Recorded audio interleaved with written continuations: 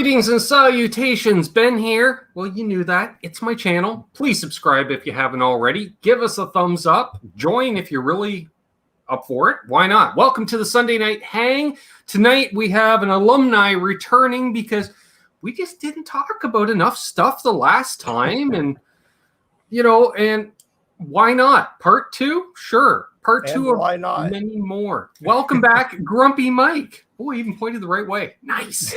Good, because I wouldn't, because this is all messed up. But hello, my friend from the Great White North. How you doing? Not too shabby. I tell you, I think I have your humidity the last few days. Yeah, it's been awful down here. It's been terrible. I turned off the dehumidifier and it went to 70% humidity in here.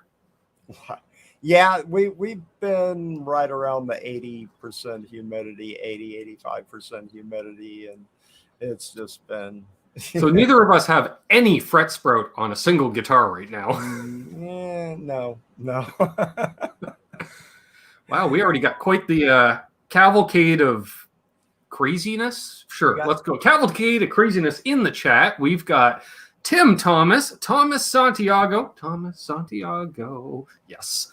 Zach Thong, Terry Himes, Dwight Hitman Bailey, Craig Tomlinson, Mickey Settlemeyer, House of Twang, Dan of New Jersey, Absolute Mayhem, Mike Capsamelis, yes, got it right, Basement Guitar Superstar, John Duchesne, Nick KB Music, Roadie's Jam Cave, the one and only Dylan Washburn, Chief Tone Officer at Flipside Music, I'm sure, yeah, that's his job title, I think.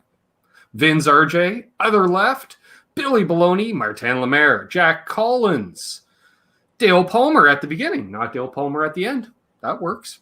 Perfect. Charles 75N, L&M Guitar Corner, checking on the replay. I get it, Martin. It's a late night in Austria. I get it. There's BC Rich 581. Tinkerbell made it. Perfect. All right, did I miss anybody? I think I got everybody there. Go. Sure, Mayhem. He's at about 81.235% humidity. There's Paul McNary. Don't want to forget Paul. Nice. What's up, Doc? And Grandpa Guitarist. Welcome back, Grandpa Guitarist. I think I saw you in here a few weeks ago. Awesome.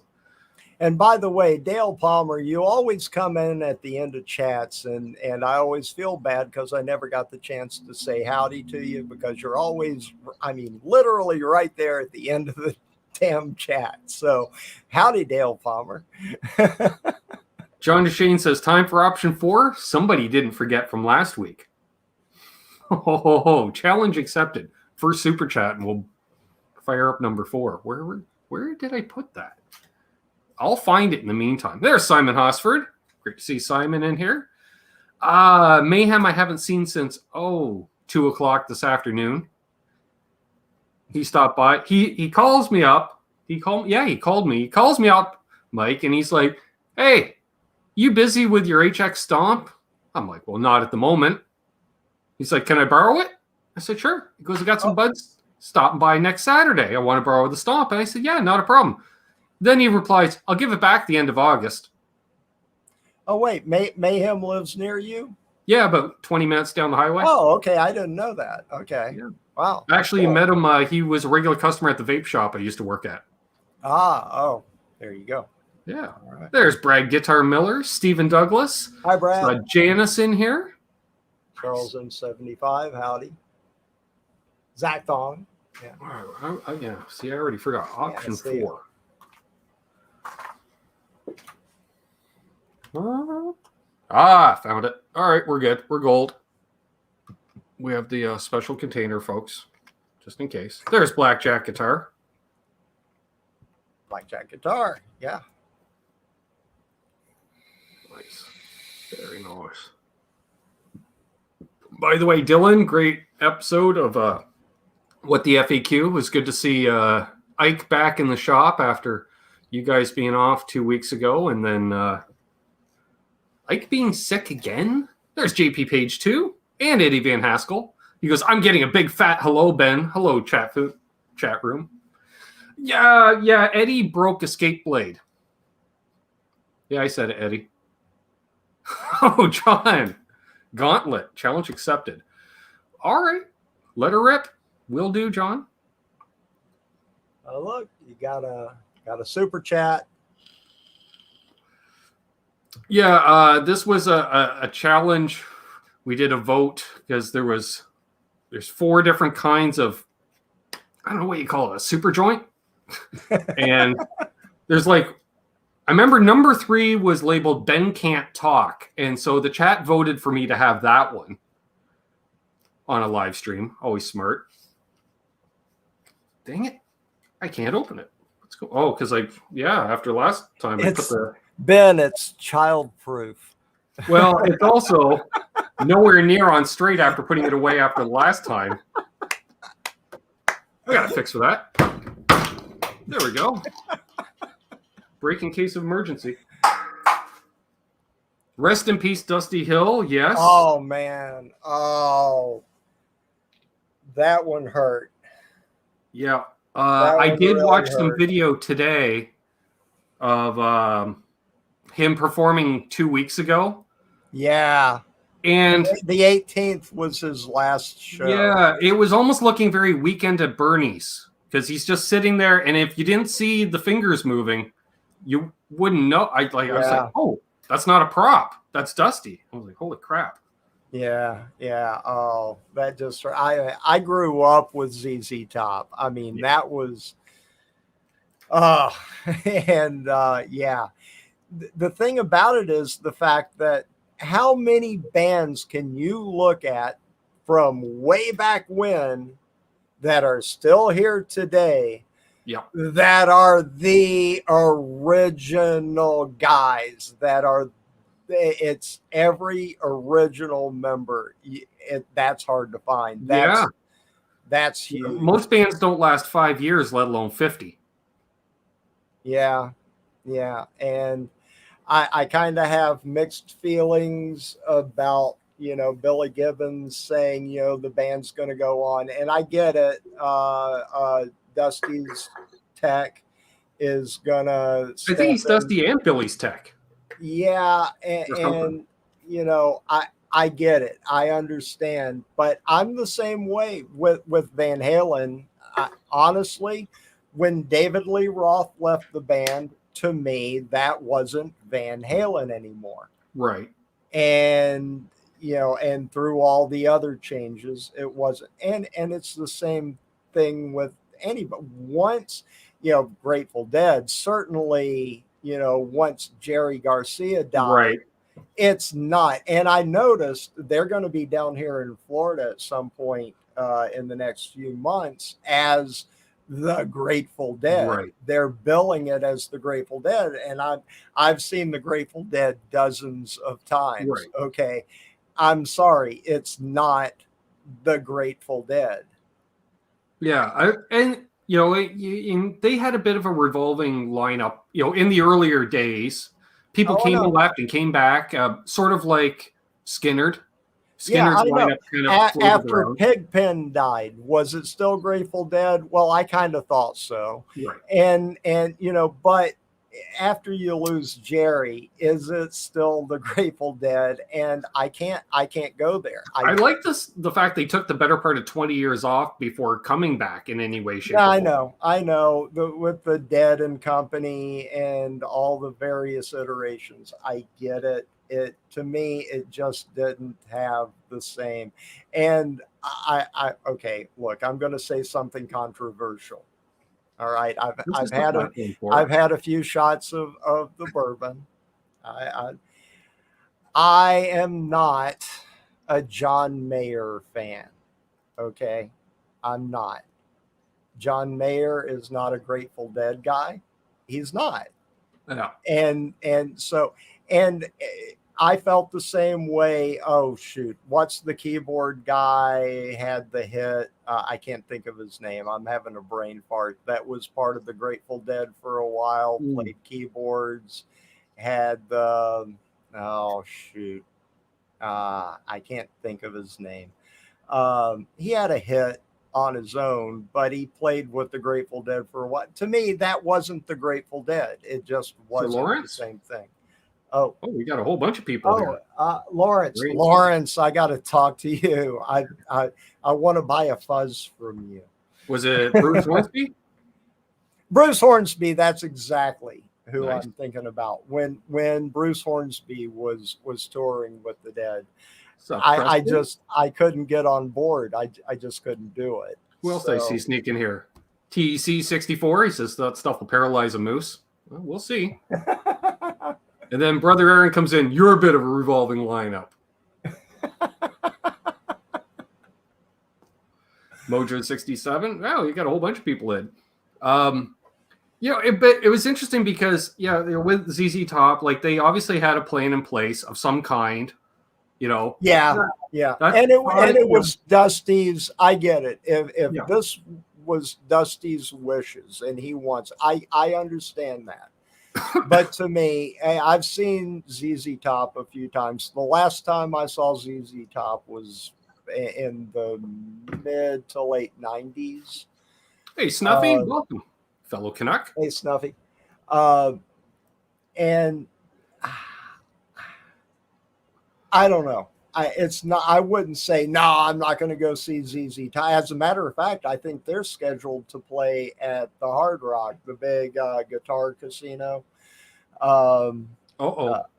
down here. So Lawrence says, Grumpy, hit me up at info@lpdpedals.com. Yeah, Lawrence, I want to talk to you. What I'm probably going to do is just send you my phone number, and I want to talk to you in person about Fuzz pedals, because I'm doing a major deep dive on Fuzz, and I'm hoping I can get some input from you. All right, I'm going to try to pronounce this name. Dort Istanbul? Sure. Says, hi, guys. I'm hoping everyone's doing okay. We are. First time here. Welcome. Welcome, my friend. He says, by the way, he should be careful saying that he doesn't like John Mayer's. Boys might get pissed off. Yeah, I know. That's the thing. That's exactly There's going to be a John Mayer song playing, Mike. I wouldn't know. I would be like, oh, that's pretty good. Because I've heard his stuff, and I don't think he's a bad player. It's just, it doesn't do anything for me. It's like vanilla ice cream. That's just it. The song, what is it, Last Train or something, that whole 80s thing. Well, I didn't like that back in the 80s. Why would I like it now? Right.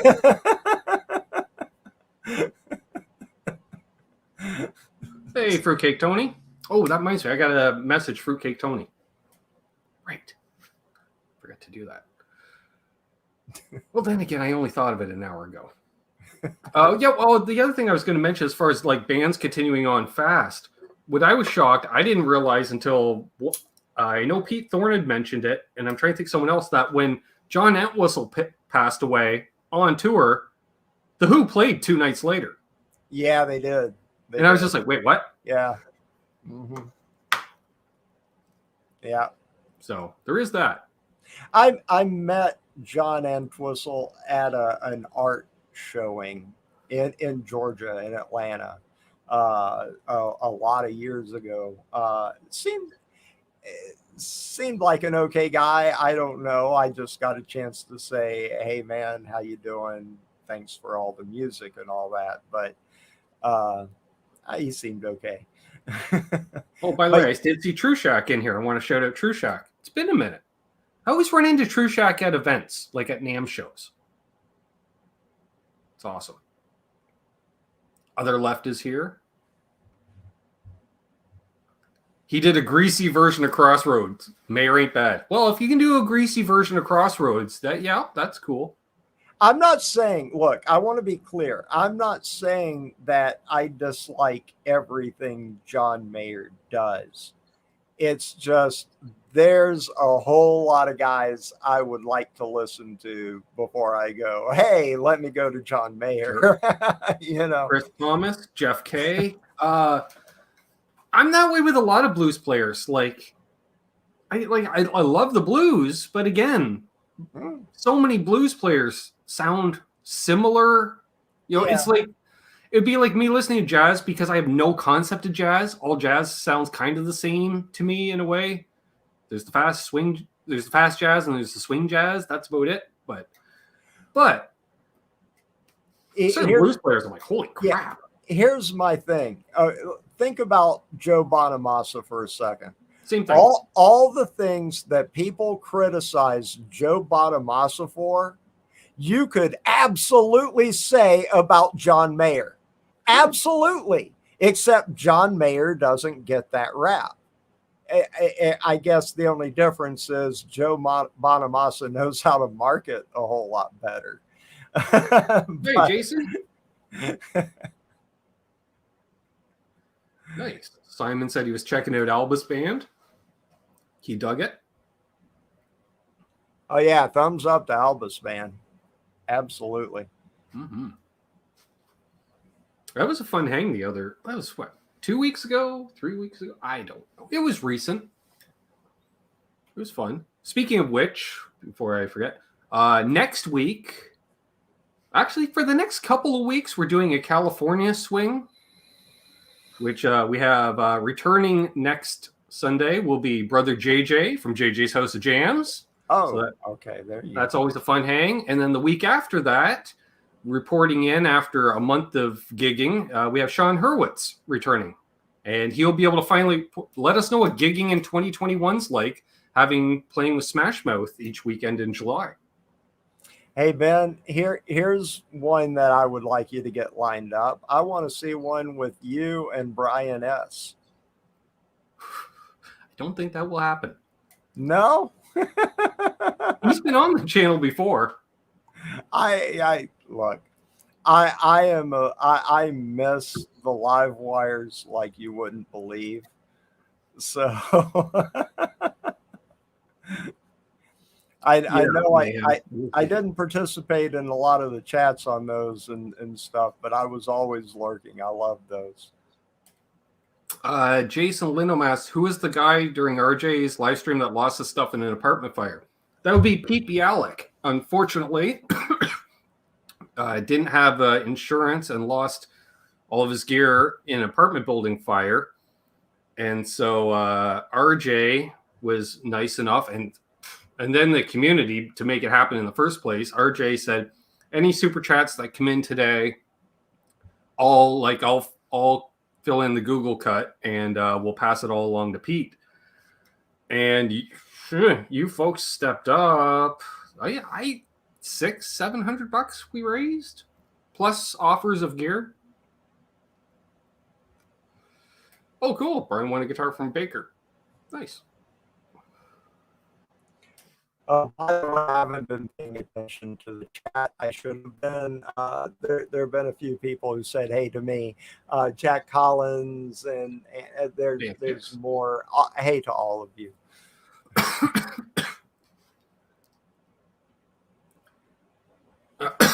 Simon asks, can you elaborate, Grumpy Mike? What's the general consensus with Bonamassa? I like Joe. I honestly, he gets kind of a rap from people, but quite honestly, when I listen to his stuff, his new album, what's it called? Royalty. It's a great album. It's a fantastic album. It's a fun listen. And I like it. And the guitar work on it is excellent. What's the name of the guy? Reese, the guy who plays keyboards for him. Reese Winan, something like that. It's fantastic. It's good stuff. It really is. And yeah, like for me, again, like his playing, like if there's nothing wrong with it, but again, it doesn't blow me away. But I don't know, it takes a lot for me to get blown away, especially with blues-based play. But I give credit to anybody that is a DIY, and he does it all himself. Exactly. All in the house. It always has been. And I give the guy super good props for that. Plus, he's a gear nerd. Like, I would advise anybody, the Premier Guitar, the rig reviews, the rig review of Joe Bonamassa. It's fantastic how he sets up his live rig, his guitar. If you haven't seen it, watch it. And he plays, like, there's a handful of guys that play the OG vintage gear out there. It's like him, Mike Campbell, and a handful of others. Mm-hmm. And so they're like, that's a 59 Les Paul. You're going to play that on the road? Yeah. Yeah, because they're meant to be played. Exactly. They're not meant to be in a glass case. They're not meant to be on display by some collector. They're meant to be played. It drives me crazy when the owner of some basketball team buys this iconic guitar. You know what I'm saying? Mm-hmm. That just drives me nuts. Yeah, unless he's a closet player. If you're a closet player, then have at it. Yeah. But if you're just buying it as a art piece or a collectible, then if he's somebody, there are some of these high, executive, I don't know how to describe them, but they have their little bands and they go out and they gig, play their little gigs and whatnot. That's fine. But these guys who buy these guitars think about it. Blackie, Eric Clapton's Blackie, or Gilmore's guitars. These are guitars that are a part of history. And it just seems to me wrong that the public should not be able to see them. It broke my heart. I was born in Chattanooga, Tennessee, so I have this affinity for Chattanooga, Tennessee, and they had the Songbirds Guitar Museum there. When that had to close because of COVID, it broke my heart because all these guitars, these iconic guitars that should be seen by the public, all of a sudden they couldn't see them anymore. And that's just kind of where I come from. When some collector buys this iconic guitar, say for example, God forbid, Billy Gibbons passes and Pearly Gates ends up in the hands of some collector and nobody ever sees it again. Right. What a loss. So that's just how I feel. My niece Hurt says Geddy Lee should be a guest on this show. Oh, does he live near you? Would be. He's about an hour and a half from me, but yeah, he's a big deal. I don't know if I could get him or not. John's asking how I'm feeling. Pretty good. I met Geddy Lee. Duffy says I look ripped. I met Geddy Lee back in the 90s. It's a very long story and very convoluted, but yeah, I met him. Super nice guy. Hog Rotten says we won't see Ben on a blues cruise. Probably not. I could go, but as long as if there's open jam, that's a nice thing about open jams. Like it's blues, because let's be honest, Mike, if there's an open jam, it's a bunch of guys like us.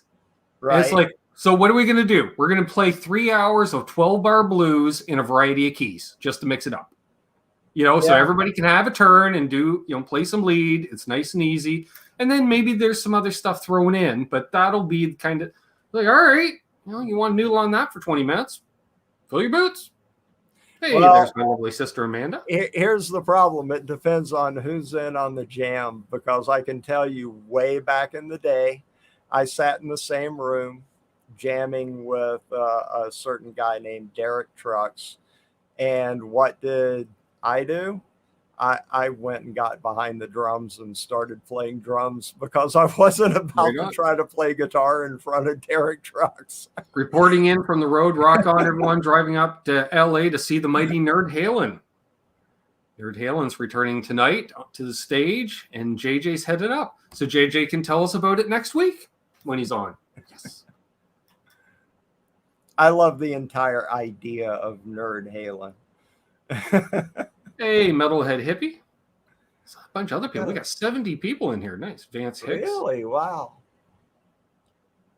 What do I see here? Few people are voting for Getty. Well, let's start a Get Getty hashtag on, I don't know, Twitter? No. Facebook? Nah. I'm YouTube? telling you, he really is a super nice guy. I did see a few questions. Somebody was asking what your number one guitar is that you play right now. I think Mayhem. Me? Are they Yeah. asking me or you? Me? You. Oh, my number one guitar is my Reverend 20th anniversary double agent. I love that guitar. It's the best guitar I've ever owned in my life, and I'll never sell it. Now I see the question repeated by Mayhem. I just asked, Mayhem. Just asked. Hey, Wait, Randy. hang on. It's right here. It's this one. And it's slightly relic. No, not really. It's well, just because you just hit the headstock. Oh yeah, I just. And now she's slightly relic. It's a 10. It's a 9.9 out of 10. Yeah, but I'll tell you, I've got a new guitar.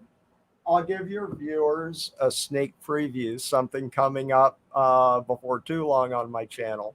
And I'm shocked by this guitar. It's a $500 guitar, and it's one of the better guitars I've ever had. It is a Sterling Cutlass. Oh yes. The roasted maple neck. This is an awesome guitar. They're a cool little guitar, not gonna lie. Yeah. And so I'm What's up, gonna be starting a video on this soon.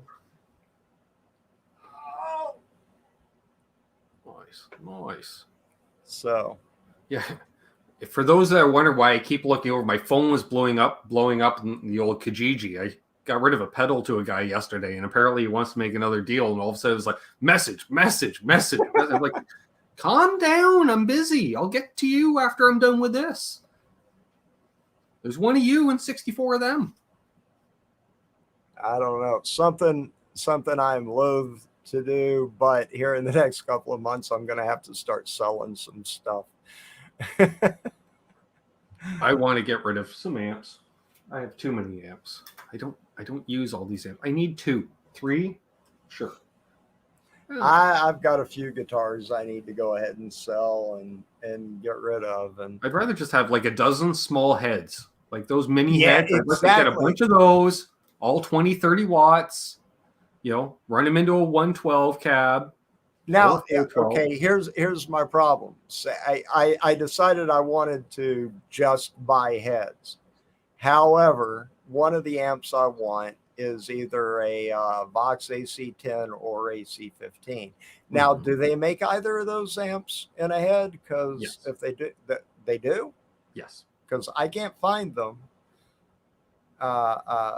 Okay, all right, I'll keep looking. Because I might just put the guy online from Kijiji, have an online Kijiji conversation. No. Yeah. Well, my Vox, where? There. I can that find was originally a Pathfinder. Okay.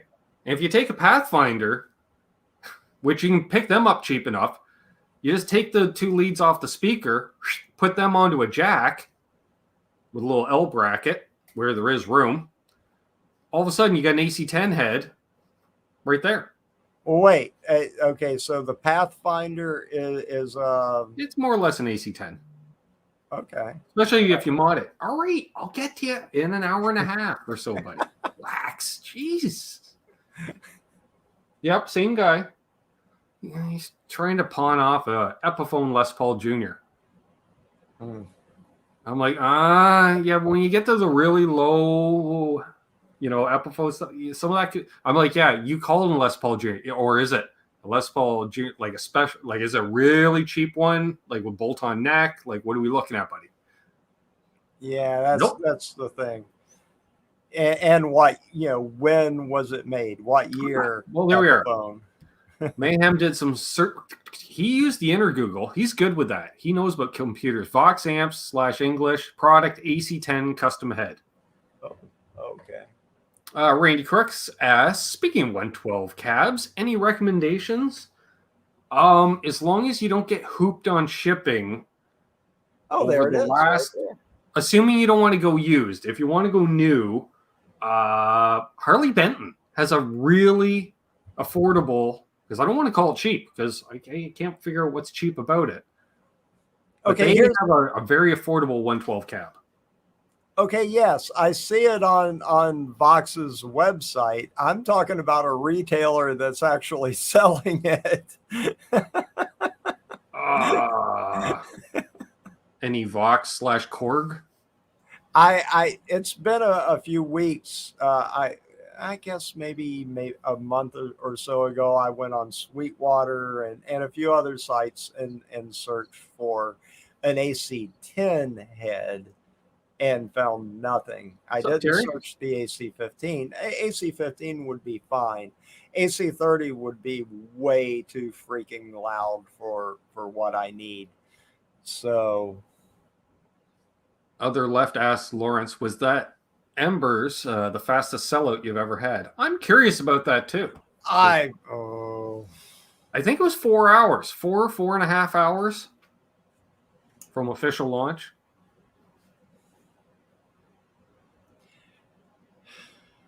I love how things that I want that are in limited supply always come out when there's nothing in my bank account. Yep. Lawrence, well, I was lucky. It was as the result of the patronages from the patrons on the Patreon, because I put that money into that's a little fun account because I get paid in US dollars. It's the one thing that pays me in US dollars. So I use that to shop at like LPD and Tesi and stuff like that. And yeah, I put in the order on the Embers, I think back in May, and that was the one I couldn't talk about for months. Yeah. I know. I would just hold up like the back of the pedal, like that. Just I can't talk about it. Yeah. No, I when that first came out, I was like, oh wait, I want it. Oh no, I can't. Well, there we are. So expect a second run very soon.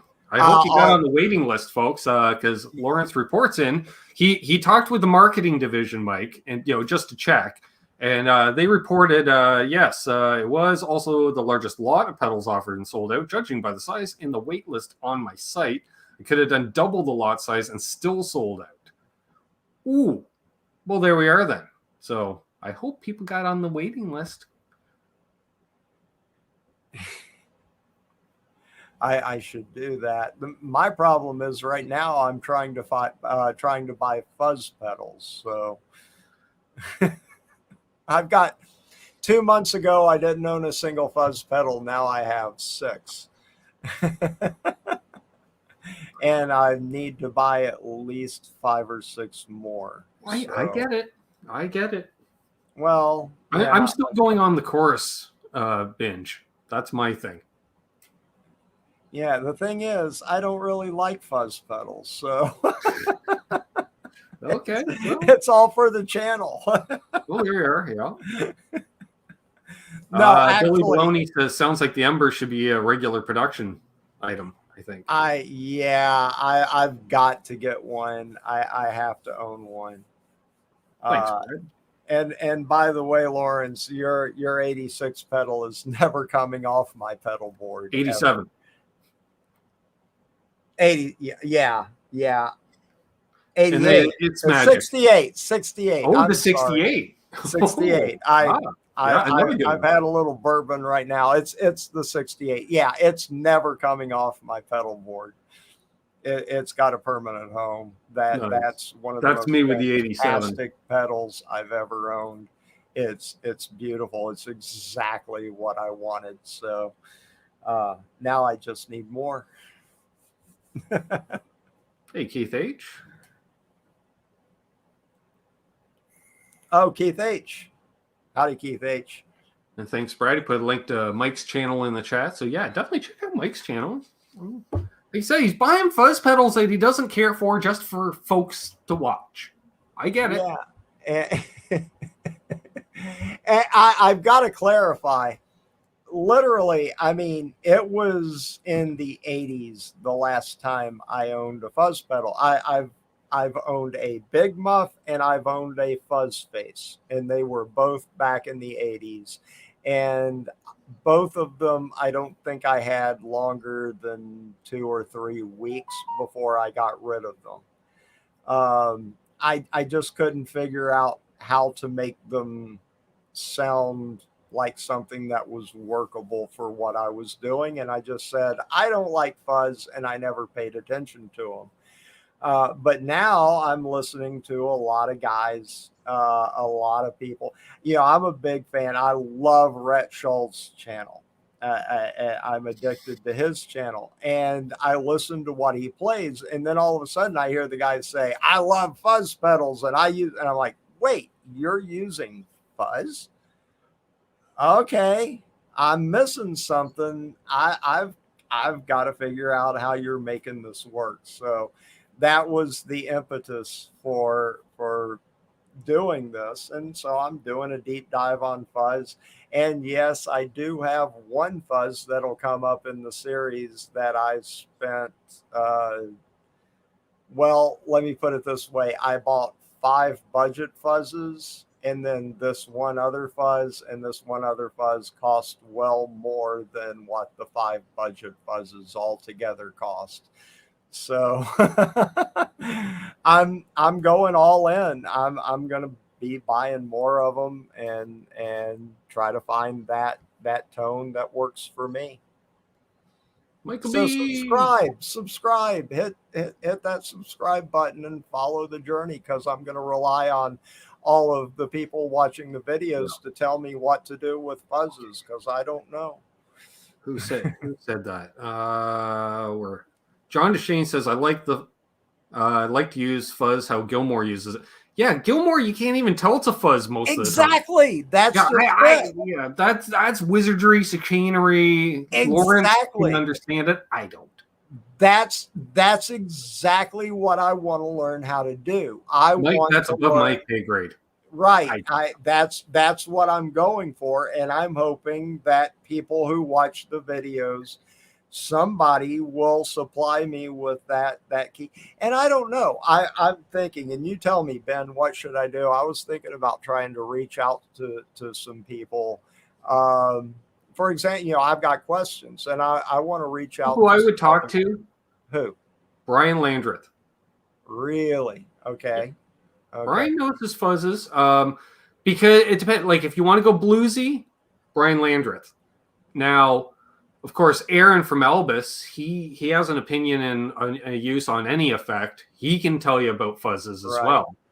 I was thinking about maybe reaching out to Zach from Mythos Pedals. Zach's a great guy. Lawrence, of course. I want somebody to just give me a brief overview of simple things like, why does a fuzz have to be first in your pedal chain? Why doesn't it play nice if you put it after other stuff? I don't understand those. Yeah, that's chicanery. Oh, wow, we just hit 82 people watching. We hit 80, then we dropped, and then we're up to 81. Cool. Thanks, folks. Please, again, leave a thumbs up if you haven't already. Yeah. Basement Guitar Superstar asks, because I know he can't stay long. He says, Ben Coombs, NAS Canucks this week? Are we coming back from the long hiatus? Dan, I'm happy to report, not only is NAS Canucks returning this week, but Doug will be down here on Tuesday, so we'll be live together in studio rather than doing it remotely like this. So, yeah, it just happens. Doug's come down, so I haven't seen Doug in a couple of years. I don't know at this point. Ben, honestly, I haven't watched your NAS Canucks stuff. But who's your favorite driver? Well, I was rooting for Chase Briscoe this year, but he's not doing much. Previously, I was a Clint Boyer fan for a number of years. I like Boyer. And I always like the independents, like the guys that normally run 35th, and you're like, holy crap, they're running 24th. Like, good run. Or they end up missing a bunch of wrecks because they're in the back, and then all of a sudden they end up with a top 10 finish. And I was like, well, that just allowed them to run the next 3 weeks. was like, great. Yeah, I always pulled for those guys being a racer. Back in the day, I was a Chase Elliott's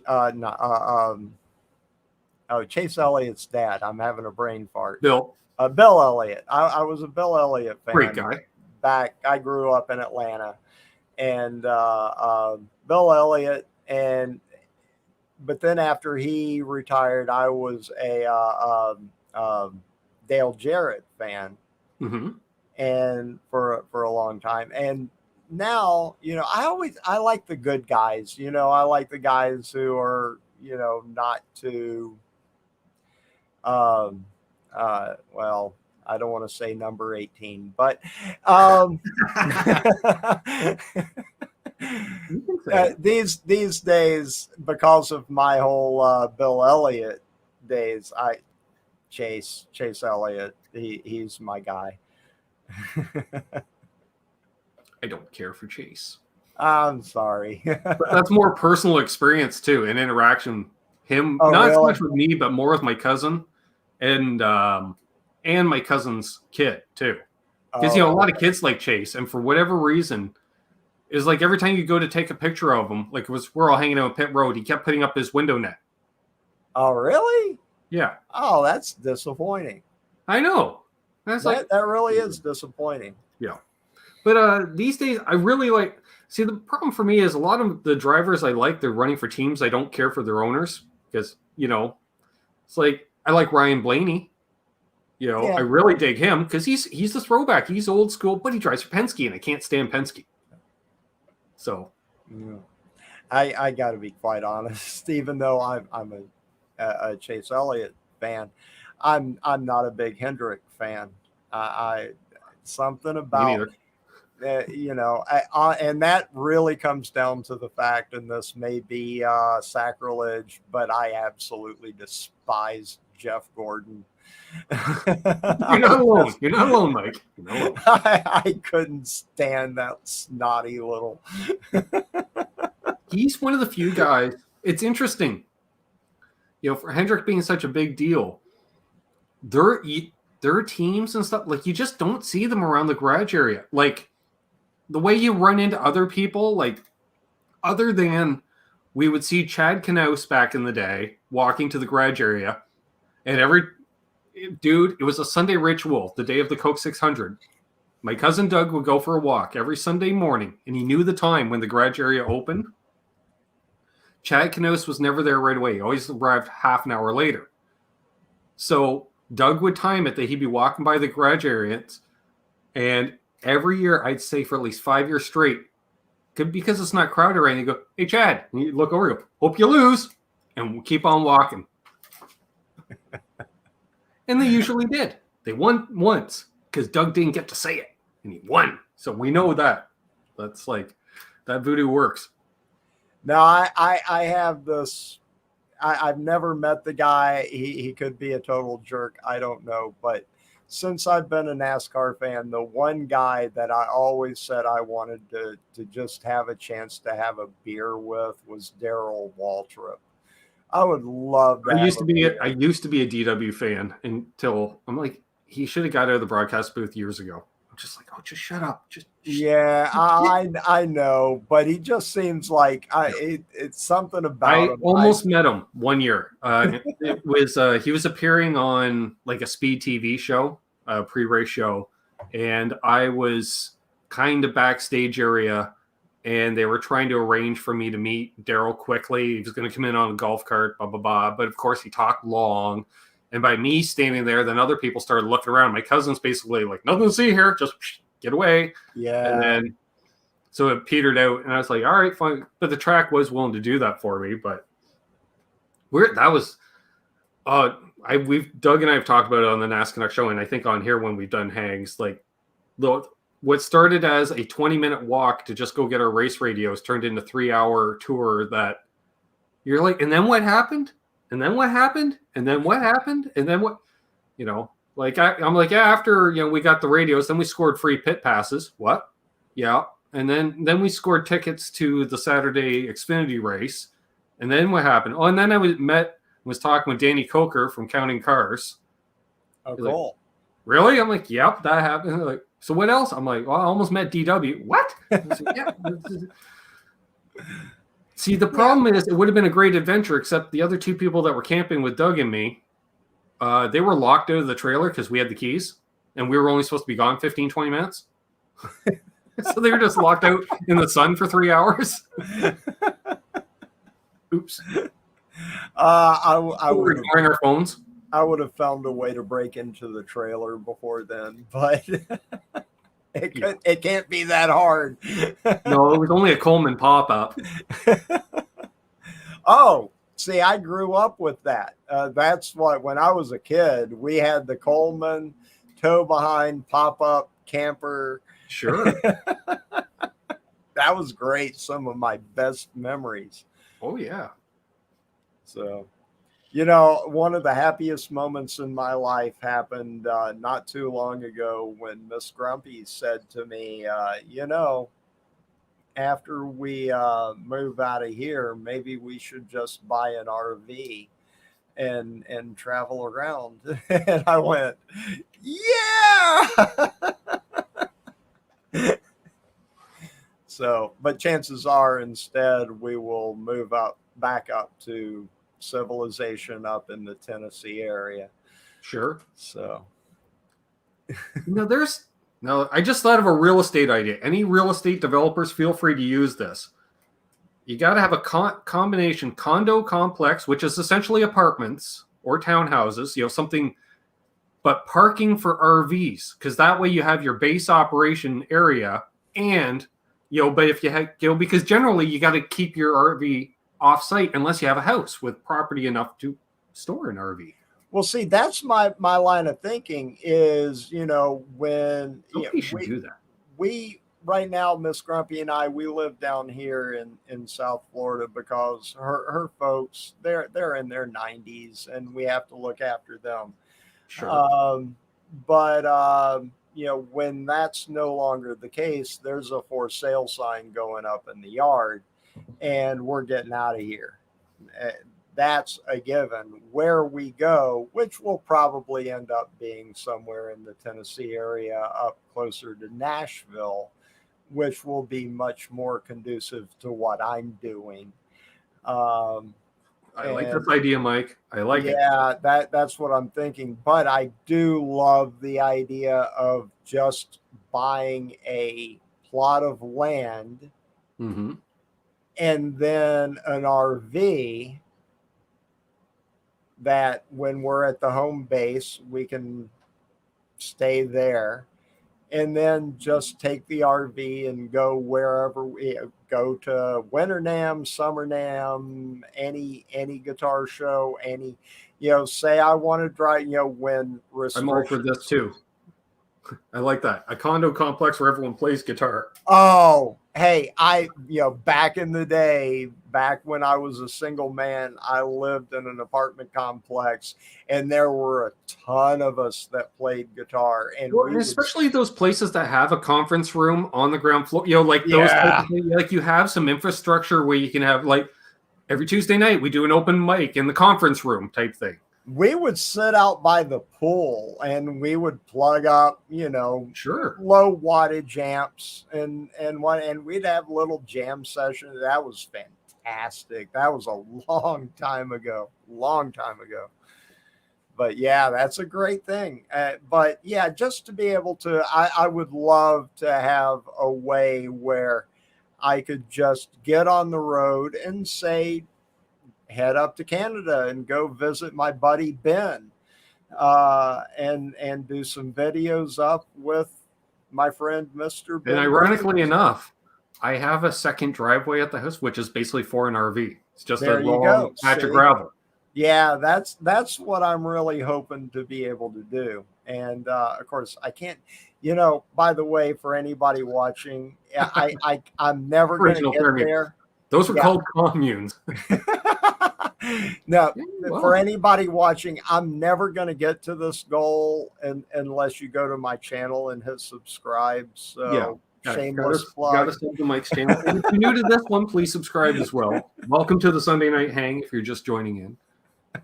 We got 80 people watching. It's been floating around. I like this. We have a good crowd I tonight. haven't been A paying lot of cool kids in here.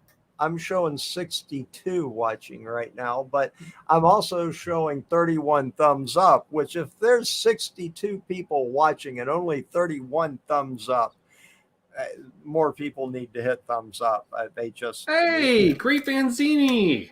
Good to see you, my Hey, friend. there's my buddy. And I was thinking about him the other day. I was thinking, I want to do another hang with the Great Vanzini. Sadly, I haven't been paying attention to the chat. I want to acknowledge Music Therapy Laz. Oh, Laz. Music Therapy Laz. And let's see, I saw somebody else. I got to... Oh, and Laz wants to do the Rockers Terry old 3Gs. Hey, Terry.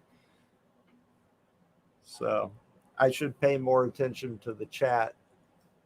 Terry says that he's got 78 watching, 62 thumbs ups. Nice. Well, thanks, folks. Appreciate it. I don't know where I'm getting the extra numbers from. I don't know.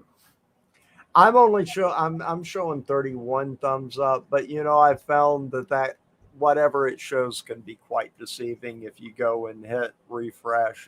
All of a sudden jumps way up. Well, that's like for 3 weeks. It used to tell me, when someone's streaming, it'll say underneath how long they've been streaming. But whatever time I log in, that's the time it'll say, and it stays there. Streaming 4 minutes ago. And then 2 hours later, streaming 4 minutes ago. Get your shit together, YouTube. Come on. Ian. Let's...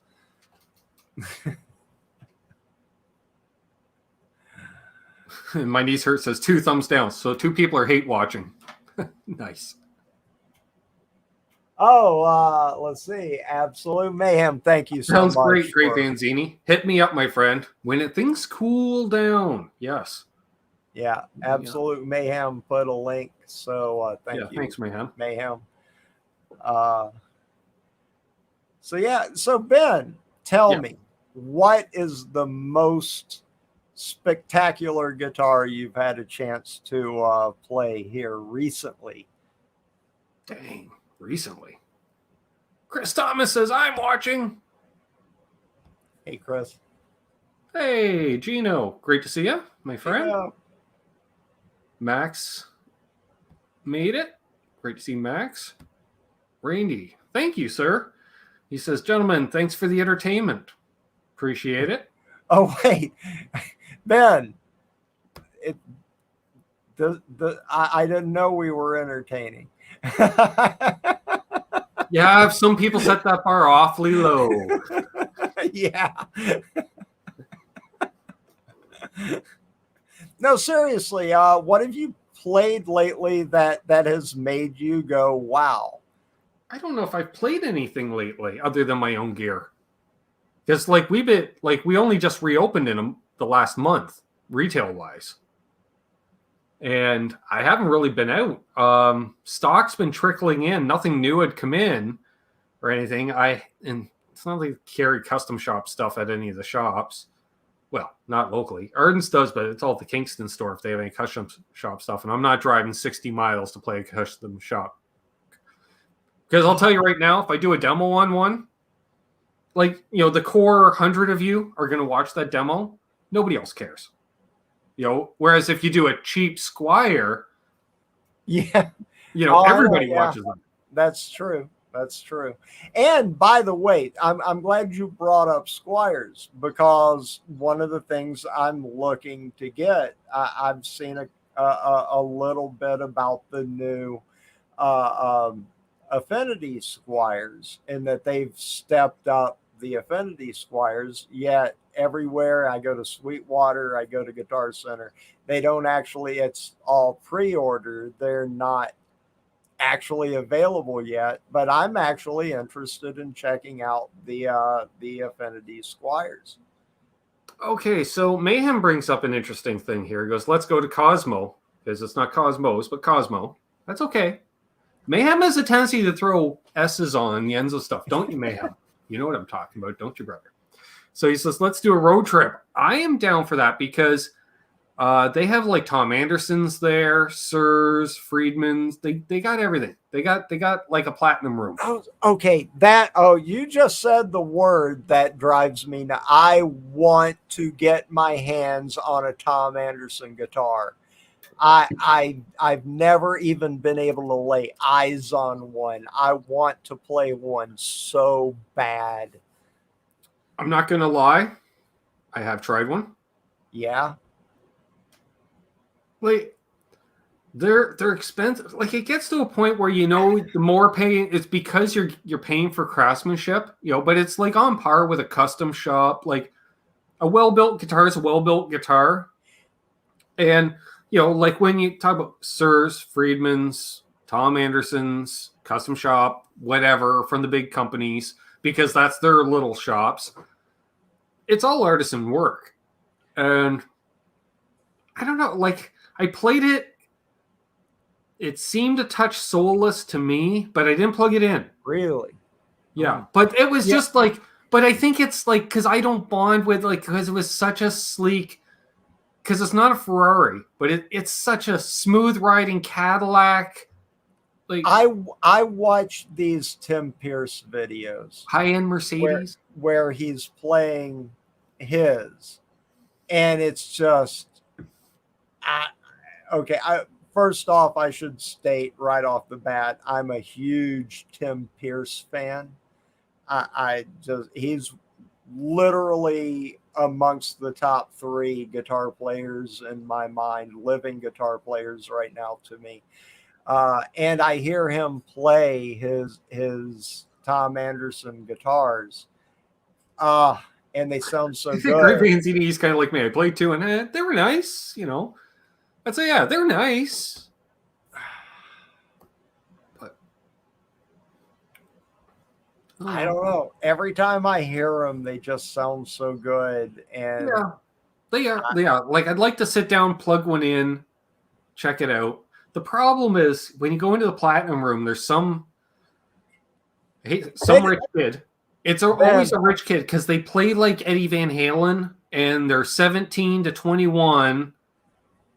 So I'm like, okay, so you've had lessons for 6 years already because I'm seeing the technique and all that. I'm like, and there's daddy watching, standing over and or filming them. Ben, I'm Grumpy Mike. They don't let me in the platinum room. They just sneak in. Dude, the funny part is, like, Mayhem and I, the last time we were there, it was literally right before COVID hit, essentially. And we walk into the platinum room and we just start shooting video. And employees are kind of like looking in like, what are they doing? And I just act like I'm allowed to do it. Like, you know what I mean? Like you give the presence like you already have permission to do it. And nobody said a word. And all of a sudden they're like, okay. And then I'm out on the floor talking, making videos, blah, blah, blah. And they're just like, what the hell's going on? I'm slowly making progress into talking my local guitar center into letting me shoot video in their store. Good luck. I know, but I'm actually making some progress. So I think that's the thing. Hey, Paul Leonard Ewing. Great to see Paul in here. Hey, Paul. Yeah, because the thing is, even though it's a corporate store, if you got a handful of cool guys that happen to work there, which is, like let's say it's like seeing a unicorn, but it happens on occasion. No, there really are. There are some cool guys that work at my local guitar center. They really are. There's one That's guy totally named Bruce who's fantastic. And they really are, but I get the whole corporate thing, but like I said, I'm trying because I don't have any mom and pop stores anywhere near me. I've got a guitar center. I have to drive 20 miles just to get to the nearest Sam Ash. I think we're going to see a resurgence of mom and pops, but in a different way. It's going to be a lot of secondhand stuff, like basically the guitar portion of pawn shops will be because you'll have a handful of whatevers, but because the big companies like Fender and Gibson are like, well, no, you got to buy 50 guitars at a time. You're like, well, I can't afford that. So you'll carry something else instead, right? It could be just a cheap import, whatever. Doesn't matter. And then have a bunch of cool used gear because, you know, the guy that you like, you always go in there every 2 to 3 weeks because you're like, well, I don't know what he's going to have because there's 3 or 4 new guitars every time you go in. Exactly.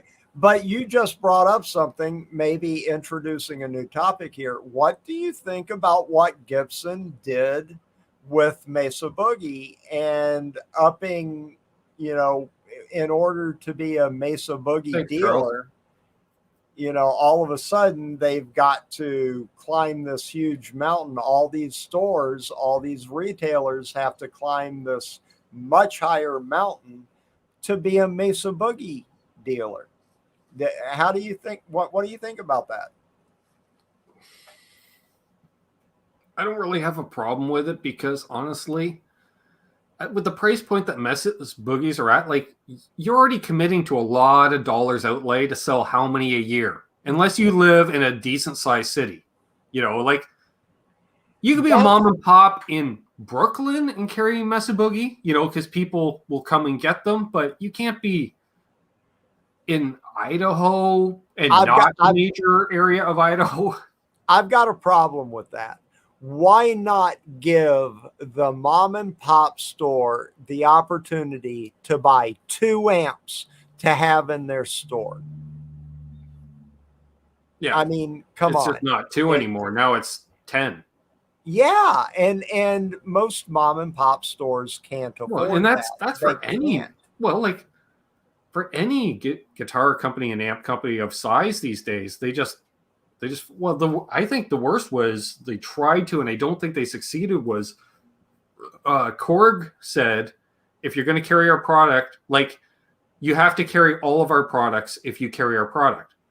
And by Korg, they didn't mean Korg keyboards. They meant Korg as in the parent company. Everything, you had to carry Vox and Blackstar and Bubba, you know, like, and unless you're Guitar Center or Long and McQuaid, who else can fill that? Nobody. That would fill your entire store. You have to be a Guitar Center or a Sam Ash or to be able to carry that burden, and that just completely freezes out all the smaller stores. And from somebody in retail, Mesa Boogie's been at $45K buy-in for years. So it's not a new thing with Gibson buying them. All right. Okay. I didn't know that. So I get it. Yeah. Adam B. Good to see you. Yeah. Fender, it's like, I think, and Dylan could correct me, I think for each Fender line, it's commitment of 30 guitars per cycle. So if you want to be a Squire, 30 Squires, 30 Fenders. It didn't used to be. Philip McKnight has talked about that. He talked about how he was a dealer, and then it went all of a sudden. It's got to be this much. And I think it was the same in the U.S. as Canada. There used to be territories. Like if you were a Fender dealer, Mike, nobody within 20 miles could open another Fender dealer. And I get that. I absolutely understand. And that's when you had your sales reps that would come around and run a territory. Yeah. And you know what? You know, that sounds like a lot of overhead in a way. You know, you're paying these guys to go around. Yeah, but now you created a middle income, could you say middle class income job, you know, for people, infrastructure. That's the good thing about not automating everything. Sure, it hurts the bottom line, but how much do you need to make on the bottom line? Yeah. But here's the beautiful thing about it. Here's the absolutely beautiful thing about it, because with the mom and pop stores, generally they're going to be carrying used stuff, or you know, they'll have the off-brand, you know, lower price stuff, but they'll have a good selection of used stuff. It's like if you want to buy a new Hagstrom, you go to a mom and pop. Right. And that's the thing. What do we know about the used stuff? If you buy the right used stuff at the right time, 10 years later, it's going to be worth 100 times more than what you paid for it if you buy smart. And I love buying used stuff. It's sure. Well, So and that's the thing. And don't try to make all your money off every sale. Like, like if you're gonna sell it for $1,000, don't offer the guy 5, offer him 650, because then you get that rep as they offer good money. You don't have a huge, and I think I'm hoping, I'm not thinking, but I'm hoping that's where you'll see the resurgence of the mom and pop is we've got all these decaying storefronts in, Main Street, USA, Canada. It's the same, small towns. Guess what? It's at the point where landlords just want to cover the land taxes and the mortgages. It's right in there pretty cheap, and you got your little shop space. I was going to say, if you've got the money to do it, right now really is the time to do it, because you can get space at a pretty How many good people are price. nostalgic for going to a mom and pop anything instead of a chain anything? I would love it myself if I could dump my day job right now and have a little, like, I love I know one of your favorite places, Flipside Music. If I could open up an operation like that down here where I am, I would, in a heartbeat I would. The problem is where I am, the market just wouldn't support it. So hey, T. Ricky. Hello. Welcome to the channel. Loving all these newer names in here tonight. Been a trend. I love it. It's a 4-hour drive to Minneapolis for me to get anything with any type of inventory. I get it. Let's see. Zach says, hey, Ben, you know Travis, the manager in Belleville. I know Kevin, the manager in Oshawa. I didn't know Travis was a manager now. Well, there we are. And, well, Zach, as you probably figured out, the rack gear that I did the demo on last week was from Travis at the local Quaid, who is a super cool cat. It's funny. I met that kid as a high school student that was doing a job placement at a local mom and pop. And here he is 10 years later managing the local Evil Empire. Love it. Hey, Ben, by the way, I haven't been paying enough attention to the chat, and I would be remiss if I didn't say hello to your beautiful sister, Amanda. Hi, Amanda. BC Rich says, yeah, he was on a trip last week. Yeah, he was in Denver, and he stopped in at Flipside. That's awesome. So you got to see the old place before they move, which is awesome. Because that way in the future, hey, Bumblebess, great to see you. One of these days, I hope to get back out to Colorado, and if I ever do, I'm certainly going to Flipside. It's definitely on my list to get out there at some point and hang with the Flipside guys and the Texas Toast guys. Hey, them too. I love that channel. That's another one of my favorites. I don't comment on their stuff. They probably don't know me from Adam, but I always watch their stuff. I love it. Yeah. Laz does the Shop Your Mom and Pops. Yeah, those are great. Oh, yeah, absolutely. If you are lucky enough to have a mom and pop music store in your area, by all means, make excuses to go buy stuff from them and support them. Well, important. I was really hoping pre-COVID, what my idea was, I wanted some kind of similar, like you were saying with an RV, but I was just going to do it with a van, was figure out a road trip, let's say, all the way to California. But I'd make a point of hitting music stores on the way, filming content, which helps because I have a monetized channel, a bit to and to generate content as well, because you shoot 2 guitar demos and a tour of the store. Move on, I can shoot all that and then I can edit it at night and upload, and have, how that works. So it is possible. And then just take 5 days to drive cross country, because you can do it in 3 if you really push, but take 5 or 6 days to do it. Hit a few places along the way, like these mom and pops or cool people, people that are in the YouTube community, because then you got a driveway to park in. Yeah. I'm looking at you, Dwight Bailey. No, I'll be cruising through Mississippi. I'm like, Dwight, can I park in your driveway? Miss Grumpy already knows that if we ever get to go on vacation, it's going to involve going to music stores. Anywhere we go, it's going to have to involve. Come down to Louisiana. Stores. That'd be nice. Yeah, that'd be a winter trip. Another place I want to go back to, New Orleans, one of my favorite places on the planet. Well, I thought like a cool, like a couple of week trip would be like drive down to Florida. So just the Eastern Seaboard straight down, but then drive out to Arizona, but just along the coast all the way kind of thing. Yeah, there you go. There you go. And if you get down here, Ben, I'll take care of you. So. Well, see, this is the thing. You did the community. You have your map. You know, well, Grumpy Mike's here, and you just okay. You know, you space out. Who's all 5 hours apart from each other? You know, hands up. Exactly. And I was so disappointed. You know, right before COVID hit, Sean from In the Blues was coming. You know, planning a trip to the States, right. And he was coming to Florida, and I was hoping to have him down here and be able to do some stuff with him. And then, you know, we all know what happened. So, you know, Billy Baloney brings up a good one. He's in Cleveland. And see what I'm talking about, strategic. Because I think Cleveland is about 5 hours from me. Yeah, that's actually not that far. Oh, 11 hours. What? No, what? 130 kilometers. Severe delay at the border.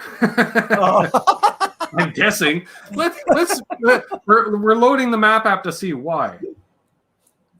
Oh, no, we have a better route. Oh, okay, because it's avoiding tolls. 11 hours if you avoid tolls, or you can do it in just under 6. So that's not bad. No. That's a nice day's drive. Boom. Yeah. And you still got plenty of time to chill. Then you make a video. Use their internet. Upload said video. Just got to build up the tone van. We had a minor not catastrophe, a worry here earlier today. Miss Grumpy was trying to modify our internet service, and somehow they interpreted what she was doing to the lowest possible quality internet. Their lowest plan is like, no, I need the highest speed plan. Yeah, everyone's like, pay the toll. And yeah, Randy, he's like, I got Iowa Speedway near me, so he's a double, you know, guitars and race cars. See, I already thought about that, and I mentioned it to Doug as well. We were talking about, because Iowa Speedway is a cool track that we'd love to check out for either an IndyCar weekend or NASCAR. BC Rich 5 says, I read that there's going to be a big strike at customs personnel in Canada. Yeah, we'll see. We'll see. Wait, a big strike of what? Customs workers. People that work for border personnel. No. We don't want that. Yeah, Milt says 3 hours and 7 minutes to Cleveland for me. Yeah, but Milt, you're like south of Detroit. So I'm not. I'm north of Rochester. There's one or two lakes in the way. You can just around the end of Erie. And then you're just driving, you know, cut around through Toledo. See, I know. See, stop in Toledo, stop in at Reverend Guitars. Well, see, I'm in South Florida, so I'm 8 hours away from anywhere that's not in Florida. Right. Yeah. Yeah. I was when I was it this week on Nez Says. Nesdal was saying in Long Island they were getting some smoke from the wildfires. He goes, "Yeah, it's from California." I'm like, "No, that's northwestern Ontario." He's like, "Really?" I'm like, "Yeah." And then Mayhem put in the chat, it was 139 wildfires just in Ontario right now. Oh, I didn't know that. Yeah, wow. And he's like, "Wow, that's so many." I'm like, "Yeah, but you also realize you can drive for 24 hours and not leave Ontario." So, you know, 'cause it's big because you got to drive up and around those Great Lakes. And yep. Like Preston Smith, he's 4 hours north of downtown Canada. Yep. He's basically 4 hours north of everything. I swear, one of these days I've got to get up there, and I'm insane. So the reality is, I want to go to Canada during the winter. I live in South Florida. All I get is tropical heat. I want to go where it's cold. Give me some snow. You can have it. I'm right on the edge of it.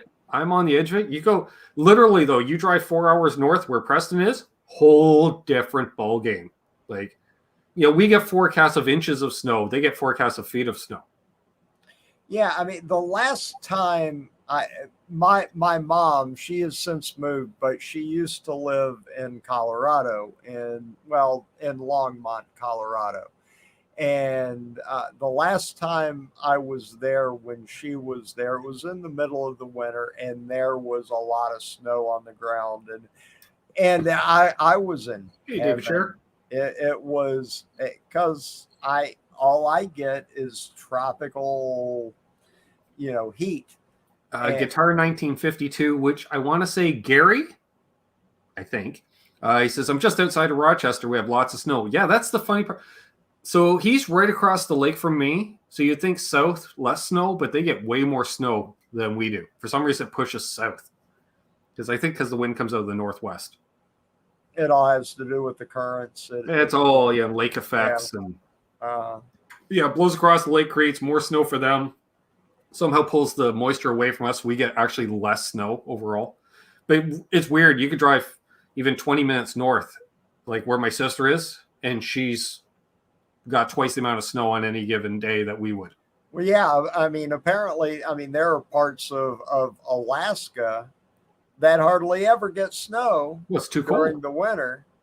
And you don't think about that, but it all has to do with what the conditions are. And it depends. You go outside and it's too cold to snow, because we get that like traditionally every 7 to 8 years we get a February where it's 0 Fahrenheit. Yeah, that's not fun. That's not fun, Mike. Oh yeah.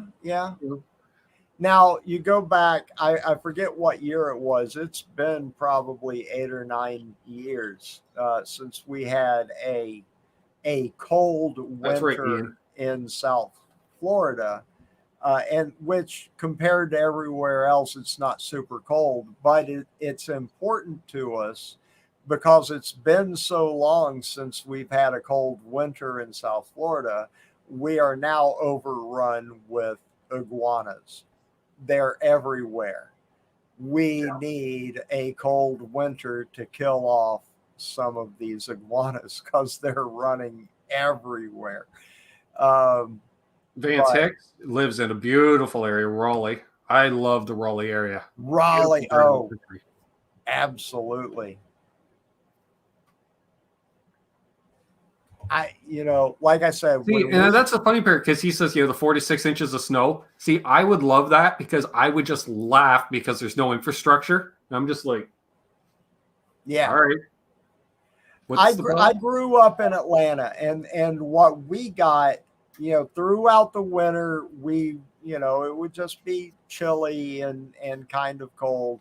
And then as you got closer to spring into early March, we would get like 3 to 5 inches of snow that would last about 4 days. And it was awesome. I'm just going to call you Istanbul, if you don't mind. So for F's sake, don't talk. So I live in Quebec. Yeah. Sorry, dude. Yeah, you do. And it just, when it doesn't hit us, that hangs out over the lake, just goes right down the St. Lawrence to Quebec. Poor bastards.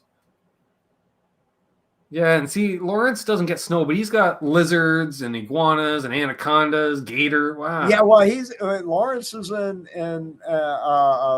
Arizona, right? Yeah, they got scorpions, and so they got pterodactyls and stuff. I don't know what's going on there. I don't like it. It scares me. It's too hot, too. Like they get hot. Like you can't swim in the pool because it's too hot. Miss Grumpy's brother got married. This was about 10 years ago. He lives in, or at the time he lived in Tucson, and he got married in July outside at noon. and it was 118 degrees. Nice. Simon loved his time touring in Canada. Nice. He has cousins in Toronto. Man, I've got to get up to Canada. Who doesn't have a cousin in Toronto? Like the greater Toronto area is like 20% of Canada's population. So everybody has a cousin in Toronto. Metalhead Hippie was asking, what's Mike's preferred of noise, amps, pedals, etc., etc.? And hello, Ed. He's in Northeast Florida, but I've been living in Colorado for the last 7 years. I've adapted. I hope. I really hope you have. My preferred noise, if I can get a good, just, that saturated bluesy overdrive, somewhere in between what Robin Trower does and what Stevie Ray Vaughan does, that saturated overdrive out of an amp, then that's it. If I have to go to a pedal, that's it. But that's what I'm looking for. I'm looking for that fat, bluesy, overdriven, but not so overdriven it loses its tonality. That's my thing. That's what makes me go, it's all worth it. That's it. Okay, Lawrence. See, yeah, tarantulas, no. Alligator lizards, no thanks. Jumping chol. I don't even know what a jump. I don't like anything that jumps. I don't know what a cholas is. Because I don't know about you, Mike, but my jumping days, I hope, are over. Hey Ben, I've actually had tarantulas as pets, so I've had friends that have had them as pets, and guess what? I didn't visit them. I've had tarantulas, I've had snakes, all forms of lizards I've had as pets. You see, and that I don't care if it's a dry heat, 104 today and 111 by Wednesday. No. Hey, Lawrence, here's the thing. I've been to Tucson in July, and you can say dry heat all you want.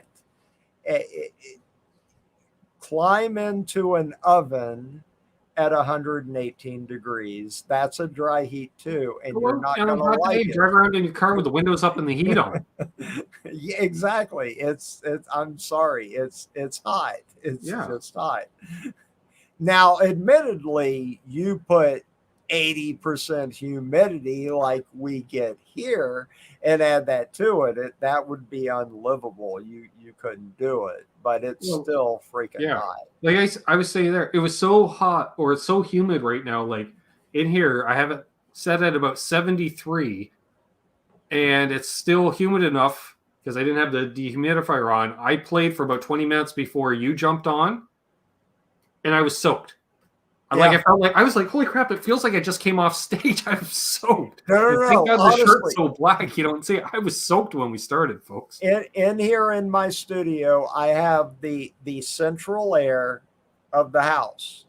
It was not enough. When I turn these amps on, when I get all this equipment on, it's so I had to put a window unit in. It's running right now. I have to keep it running, otherwise I'd be dripping in sweat because it's 85 degrees outside. It's 9:30 at night. It's 85 degrees outside, and this place isn't that well insulated. So, yeah,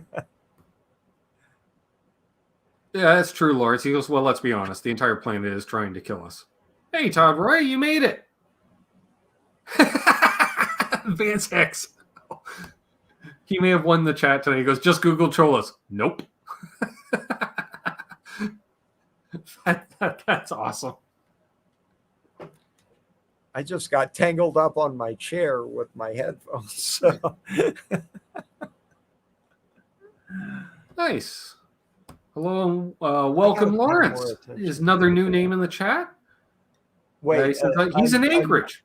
We were talking about that last. He was almost forgot about this. Busy polishing frets today. 65 degrees. Lawrence, you know what? It was the same temperature here today.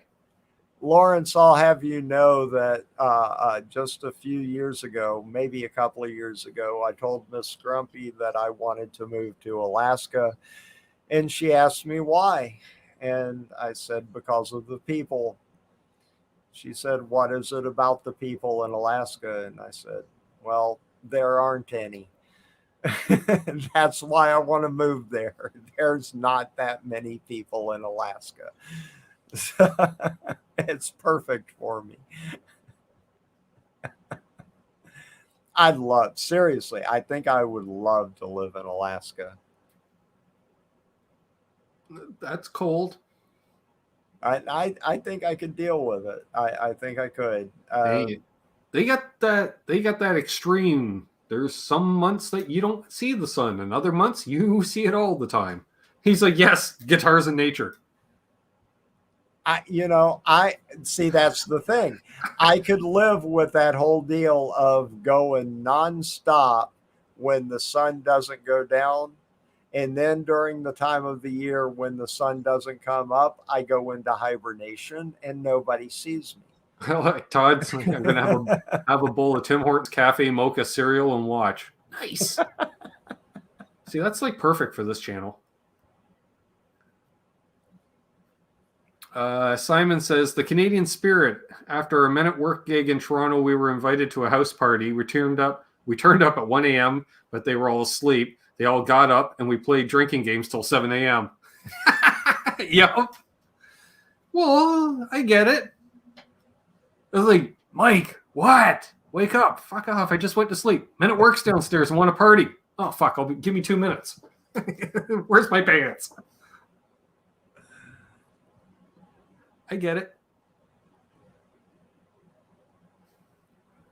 So, Ben, before I forget, I want to ask you what, as I said before, I'm doing the deep dive into the fuzz things. I want your recommendations. What fuzzes should I be looking at? I'm also not much of a fuzz guy, Mike. That's why I'm asking you. I know that. I usually gravitate towards a muff style circuit. Okay. But I have issues with the muff style circuit. So,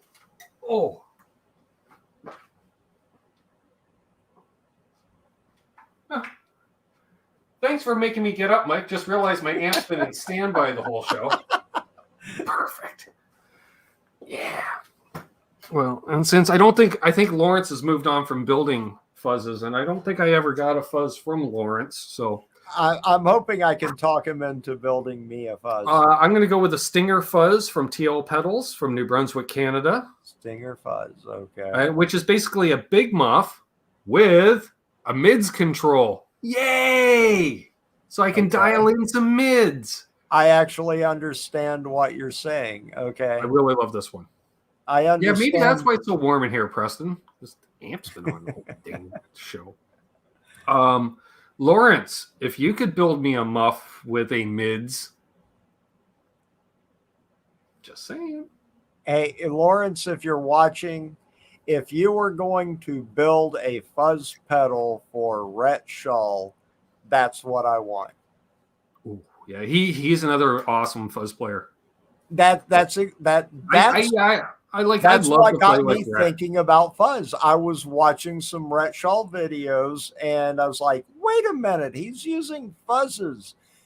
How can I get that sound? So yeah, exactly. And I'm going to say the guy has great taste in guitars because so the first Novo I ever played was because we show up in the Novo party and I'm looking around their showroom and they're all nice and I'm not touching anything. And then Rhett showed up and took his pink Sparkle Novo and hung it up with the other guitars And I walked up, introduced myself, and then after talking to him for 8.3 seconds, I said, "Can I play your guitar?" And he said, "Sure." Yeah. Yoink! And I went down half a hallway towards the back workshop area. So it was kind of quiet. I just sat on the floor and I was just like, wow, this thing's so red. And I'm like, this thing's awesome. I'd love to play a Novo. I was so lucky that was the first Novo I got to play. And then the second one was the one that RJ had built, the Rontilio Special. And that was the second Novo. And then afterwards, I played a bunch more that were hanging around. But I would absolutely love to play a Novo. JJ Makin's original 80s Rat pedals will put you in some insane fuzz territory. Yeah, that's the other thing I dig from LPD Pedals. Okay. The Vermin. Question. Wait, I got a question. Control. I don't understand. Is a Rat supposed to be a distortion or is it supposed to be a fuzz? It's a distortion that will go to the point of fuzz. All right. The way I kind of look at it, and call me wrong, fine, and we'll do the meter right. So low, that's your overdrives. Like super low is your clones, and then you get up into your more gainy overdrives. Overdrives into distortion, and then distortion, and then fuzz, and then fuzz. That's the way I kind of look at it. I may have to get a Rat. I may have to get a Rat. I think everybody should have a Rat in the collection. Todd Roy asked, Ben, have you played the new Inspired by Gibson Epiphone 335s? If so, what did you think? I'm thinking of getting one. No, I played an original Dot. It's still the old style headstock. Was the last one I played. However,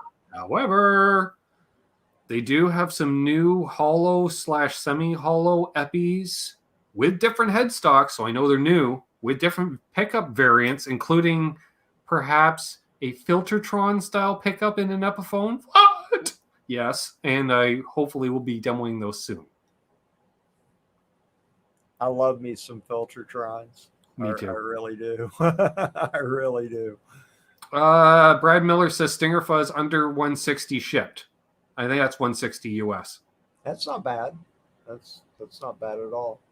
Rhett is a germanium tone bender guy. He is. I don't know how you do that because I can't use one. Yeah, see, that's one of the fuzzes, Vermin, right? That's one of the fuzzes I'm looking to pick up is a tone bender type of fuzz. No, I've got the muff thing covered. It's not going to look like that because this is one of only like 2 that have gold knobs, unless he starts using gold knobs, which I don't think he will, because he now uses different knobs in his pedals. I don't know if this is being made ever again. It's another good pedal, Lawrence, but he does have the one with the bass control. So we'll just put that down, which I still haven't put the faceplate on, and I'm not sure if I will. I would at the end of the year. I think, I'm allowed to show this off, right, Lawrence? Yeah, that's it. And there's the faceplate. All right. So it's a Rat with the bass control. Yeah. Well, in my my Fuzz Quest series, that hopefully the first video will be out this week if I can get the editing. Keeley Fuzzbender. Oh yeah, that's another one, Mike. The Keeley Fuzzbender. That's a great. Well, that's one of the ones I'm looking at. Okay. Actually, I'm going to start out with budget fuzzes. Okay, yeah, because I was going to say all the other fuzzes I like, they're all boutique-y. I'll show you. I've got some of the video done. Let me reach up here. The first pedal that I'm going to start out with. I don't think I got a cheapest fuzz I like. Is the Cowline Fuzzy Bear. Yeah, I did that one. It's the simplest. It's 2 knobs. Yep. And that's my starting point. That's my baseline, and I'm going from there. Yep. And I'll give you a little preview. The one expensive pedal I have seems to cover the whole muff thing. It's a JHS little number that covers a whole bunch of muffs. It's a Muffaletta. So. But that'll be coming later. Terry says SPJ has a few Keeley Fuzzbender demos. Yeah, including a signature Fuzzbender. Oh, Aaron has one. Yeah, see, that's the thing. I'm looking at all the different Fuzzbender variants. Mike, that's another guy. reach out to regarding Fuzz. Sean Pierce Johnson, wealth of knowledge on Fuzz, because that was the thing.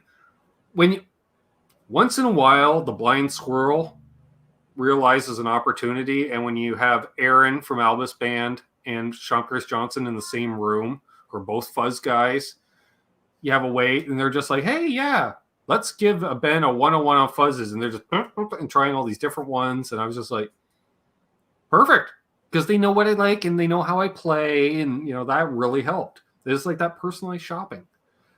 Hey, John D'Onofrio. He says, I have 4 JHS Legends of Fuzz, including the Bender. They are all really good. Yeah, that's the other one. Do you have that one? The Behringer SF300 Super Fuzz, which is their take on the Boss, I believe. But it's Behringer, so it's cheap.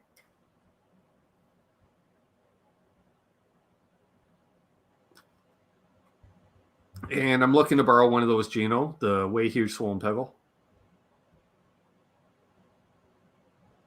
Thanks, Terry, for posting the links. Yeah, subscribe to Mike if you haven't already. Yeah, and Terry 3Gs, thank you so much for posting that. So yeah. Appreciate it. But other than that, my Fuzz Quest and the new guitar I got to go out and do some shopping and get some more stuff for the channel. I got a few things in mind. Keep those questions coming in, folks. We're going to go for another 10 minutes or so. And then we got Jeff. He's going live at 10, Metalhead Hippie from Alaska, doing one of his, what are you doing these days? 7 hours live a day, 7 days a week there, Jeff? I'm just saying, something like that. I've been known to lurk on occasion and check it out. I lurk quite a bit. I don't get an opportunity. Because he does a lot of cool community-based videos. Yeah, very cool. Dude, I have it playing the radio station in the background. And I'll just oh, that's cool. Hey, Christopher. So, yeah. Paul Leonard Ewing. Check out Paul's. Oh. He's got a website, Stompbox Steels. Lawrence, LPD Pedals. Lawrence, you just asked about gated fuzz. That's one of the things I don't really like about fuzz. That highly gated, chopped off kind of sound. That turns me off to fuzz. Yeah, the bias is just cranked, so it sounds like a dying battery. That's not my thing. That's just not my thing. Yeah, I don't want my guitar sound to sound like I gave it a tracheotomy. Right, exactly. That turns me off. Notice you got to ease off the volume knob on the guitar. Okay, see, that's something I've gotten in some of my comments. I've had a few people say that is roll off the volume, and that's something I'm gonna really. I like some fuzzes work better when you push them into something already dirty. Then completely clean, because that's the way I say it. There were people that are going for that Hendrix sound. I'm like, Hendrix was using his fuzz to push an already pushing Marshall. Already dirty. Yeah, in the first video, I've shot the video. I just have to edit it. I didn't do any of that. I just took this Fuzzy Bear up into a slightly driven clean channel and saw what it sounded like, and I'm looking for suggestions on what I need to do with it to make it sound better. And what kind of guitar are you using for your fuzzes? In this video, I think throughout the series, I'm going to use my Reverend, my double agent, just because it has a humbucker and a P90. Okay. And perfect. Yeah, because I was going to say, it seems fuzzes prefer single coils over humbuckers. Okay, is that a thing? See, that's something I don't know. Because when I think fuzz players, I think strats, like the neck pickup on a Strat. All right. For a fuzz. All right. With the volume just eased off of it. There you go. I learned. I did a hangout with Brian Landreth. He told me. I'm going to reach right over here and write a little note right now. I'm writing. Okay, I got it ready. It's like they say, you need a variety of guitars to shoot different videos or whatever. Absolutely. And I need a Strat to do fuzz demos. Right. Yeah, I'm learning all this because Lawrence says he also thinks fuzzes sound better into Celestians. Okay, see, we're getting too deep when we're talking about speaker tabs. And now, okay, wait a minute. And now I'll tell you this, something that I am noticing just right off the bat, fuzzes more than an overdrive pedal or a distortion pedal. They are far pickier about what kind of pickup you're using, and there's a much, This in is other sort of a words, fickle beast.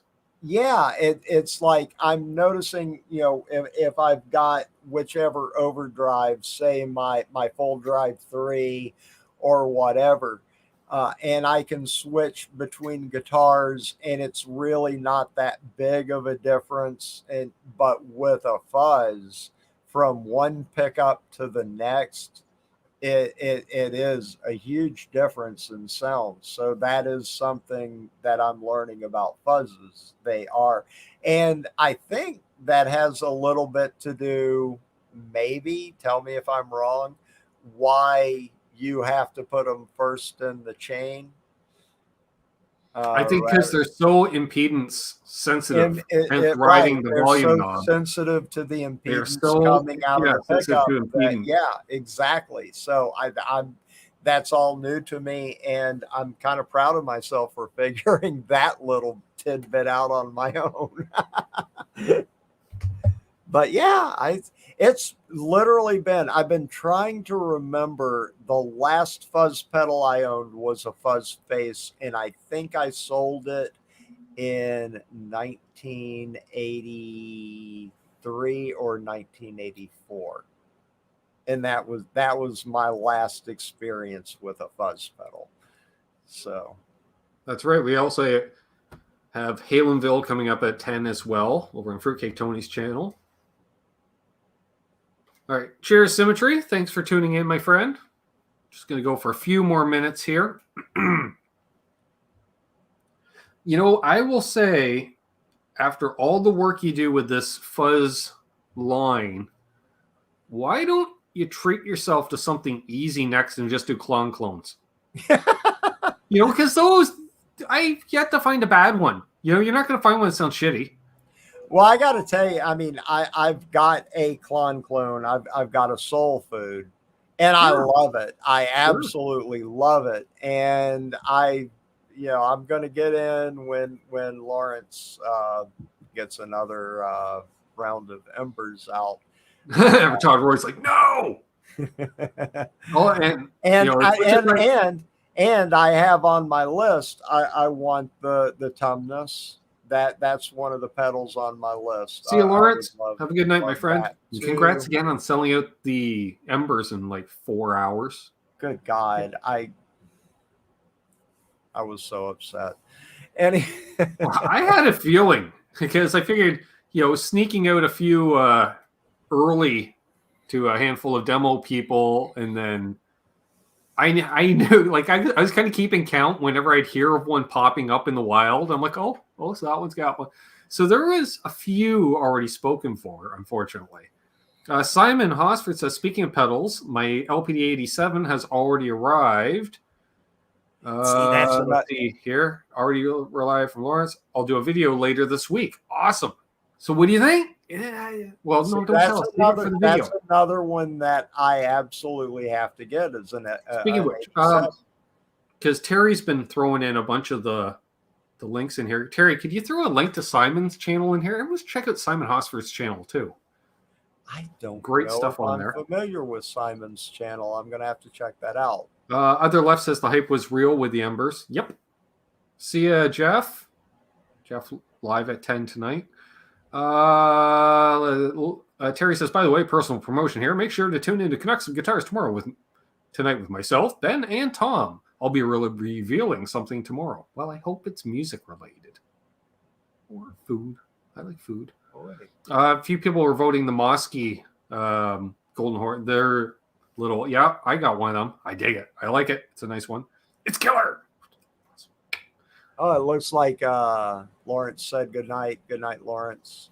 Yeah, he's got to go back and build some more pedals. Build one for me. Dude, it's so hard when he releases one, and I'm just like, oh, man. I know, I'm trying not to spend all my liquid income on pedals. I'm trying, but it's not easy. I have an addiction. I'm trying to resist Cushman. the urge of going, Lawrence, can you give me an artist price? Can you give me? I'm really trying. Dude, that just means you're just going to have more pedals. That's the problem. Instead of 1 or 2, you're going to have 5. I know. Or that's the thing. 14. But no, one of the things I pride myself on is all this stuff that I have on my channel. I pay for it out of my own pocket. And when I give an opinion about something, I'm nobody's paying me to say anything that I don't honestly believe. That said, anybody who wants to send me gear to review, I welcome it. You send me gear, I demo. I will absolutely show it, but that said, I'm going to give my honest opinion about it regardless. But yeah, it would be nice to get my channel to a point where people are willing to send me stuff. Right. That hasn't happened yet. But does liquid income have vodka in it? Yes. Yes. Unfortunately, that's cash flow out, not so much in. I'll tell you what. I'll buy your gear if you just send me bourbon. That works. That's true. That's true. Yeah, I still got a little bit of the cold snack left, so we'll go a few more minutes here. Just keep grinding. I get it, Todd. Exactly. Just keep grinding. Like the vast majority of my gear I've either purchased, traded for, or had sent in from folks like you guys. They're like, hey, I got some pedals here. Take them. Demo them. I'll usually demo them, and then I trade them for something else to demo, and then just boom, boom, boom. There's a podcast that started a month or two ago, the Pedal Board podcast. Okay. I don't know if you've heard of it.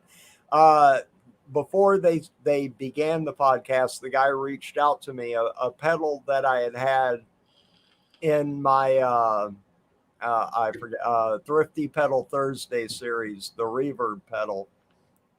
The guy reached out to me and wanted to buy it was the Reverberg from, I forget the name of the brand.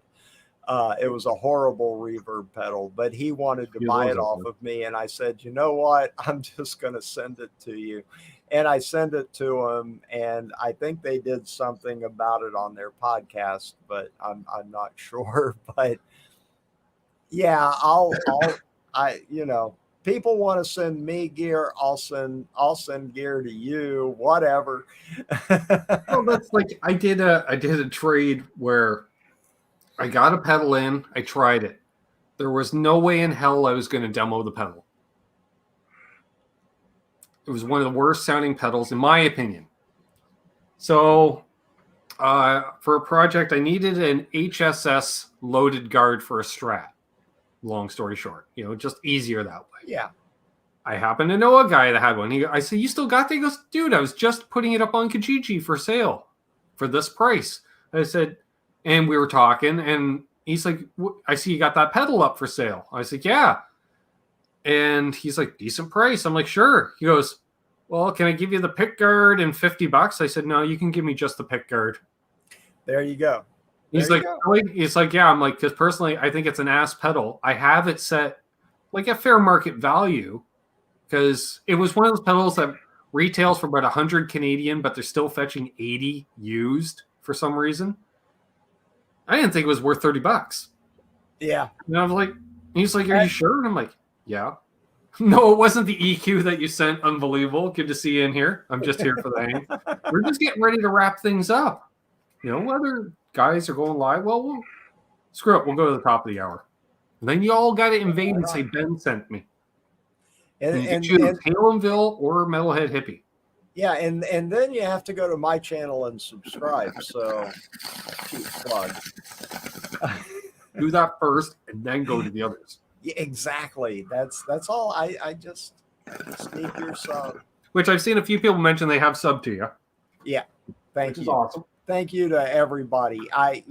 Honestly, even where I'm at right now, when I started the channel, I never dreamed I would get this many subs. So, yeah, I appreciate it all. So. It's one of those, I am still shocked I have as many as I have. Of course, I always say, like, I want to have 1 million, but who doesn't? Yeah. But I'm not 1 million. Realistically, 100,000. I would love to hit that 100,000 silver plaque or whatever it is. I was just going to say, I'm ashamed to say it, but I really want one of those stupid plaques. I do. And I really do. It can go right there. Exactly. Go right there.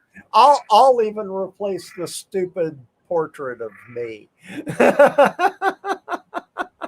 And by the way, just to plug Leviticus art, that painting up there and that painting there is from Leviticus. Nice. A wonderful artist, and I love the stuff that he does. And he did those for me, and I really appreciate it. See, yeah, that'll change your channel in about 5 minutes when Phil puts the word out to check out a channel. Absolutely. Oh, a lot of my subscribers. It's usually like 20, 30. Yeah. Oh, you're like, what? Phil McKnight's a powerhouse, and he deserves to be. Phil McKnight is a magnificent person. I love that guy, and he has been way supportive of. I can't believe that he actually watches my videos, but apparently he does. Same. And huge thanks to Philip, because he has done wonders for my channel. By the way, Amanda, you still need to text me your work schedule this week, please. Thank you. Just because I saw her name, I'm like, right, I need to know that. Randy Greer's here. Chris Thomas says, let's go till midnight. No. I can't sit in this chair for a whole lot longer. My hip is killing me. Miss Grumpy will not stand for that. No, she'll be extra grumpy. All right. That we can do. Unbelievable. I'm fucking believable. I was late, so please bullshit for another 10 minutes. Okay, we can do that. That we can do. Yeah. We've done it for almost 2 hours already. 2 hours, yeah, 10 more exactly. minutes. Very true. I see Simon and John talking to each other. They're talking Melbourne, Australia stuff. Sure. Oh, yeah. I was going to say about Phil, I felt bad because I missed his birthday on Tuesday. I meant to text him, and I totally flaked on it. Because it was funny enough that when he did his birthday hang, that the banner, thumbnail, the happy birthday with the Know Your Gear, he had sent that to me on my birthday. And I was just like, sweet, thanks, buddy. And he's a really good cat. And he always gives me shout outs, and I appreciate it. And I'm happy to, when I'm available, to moderate his chat like yourself. I believe you're a moderator for Phil, aren't you? Are you not? I am, yeah. Yeah, I thought so. Absolutely. Yeah. And, cheers, T. Ricky. I'll tell you something that really bothers me is in the last couple of weeks, the troll attacks in his chat. And I feel bad because at a certain point, there were things, very, very wrong things going up. And me and one of the other moderators, it actually, we worked against each other because I was going to hide, to get rid of the thing. But somebody else got rid of it, and I actually, instead of getting rid of it, made it, put it back up. And we were working against each other, trying to put these guys down. It was horrible. I love that, Simon.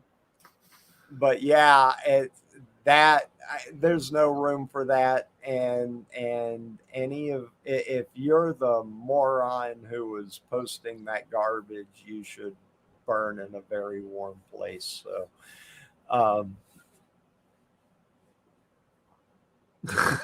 I don't know what this is in relation to. I love Jeff T. He's like, all good. Just a little smoky from Canadian wildfires and from my own personal choices. Be well. I didn't know that there were wildfires going on up there. Every year. Yeah, we get them in BC, like out on the West Coast, the same as California and everything else. And then we also get them in Ontario. Wow. We don't get them in between as much. Right, because there's not as many trees. Because it's all plains. And yeah, we don't get wildfires down here. We just get hurricanes. Yeah, you can keep your hurricane. We get them every once in a while because it'd be like when they're reporting that you have it on Monday. I'm like, oh man, if it doesn't turn and round back out over the ocean, we're gonna get some rain by Saturday. Yeah, it's like 5 to 6 days it would take. Since I've been down here, and without giving too much away, I work a service job, and I work outdoors. And when hurricanes blow through, I get to clean all that crap up. So it sucks. Yeah, my sister says I think I hold the most embarrassing moderator stories. Yeah, you've done a couple. You did a couple.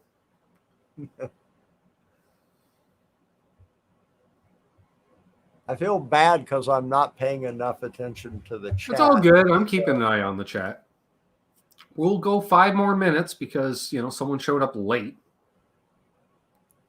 Well, tell me, okay, since we got 5 more minutes and we need to keep this on the guitar-related channel, did you see anything out of the disappointment that was Summer NAMM that excited you?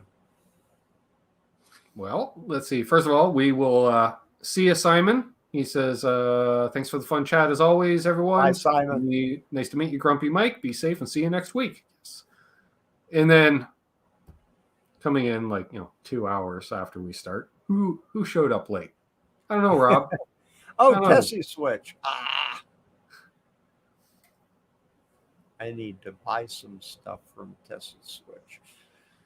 Yeah. Michael Crow says he was late. Yeah, it's been floating in and out. It's all good. It's all good. We still got 66 people, 65 people, 66 people, 65 people watching. Really? Perfect. Yeah, I'm showing 62. Yeah. Michael B says he's late. You were here earlier, then you left, and then you came back. Just like old times. Yeah, of course, unbelievable. It's Rob's fault. Sure. That works. Ben has been deemed mod to the stars, according to RJ. I agree. I just see the funny part is I used to moderate a lot of channels a couple of years ago. And now just because I've been busier away from YouTube, that now I only, hey, Islander Winder, I really regularly only tune into half a dozen channels, but it just happens they all happen to be pretty big channels, I guess. Tesi Switch, where in Chicago did you play?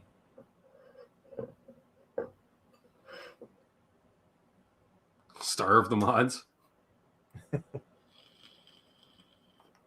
Hey, Sean Zimmerman. He's been here listening. Hey, all. Sean. Stephen Douglas is back.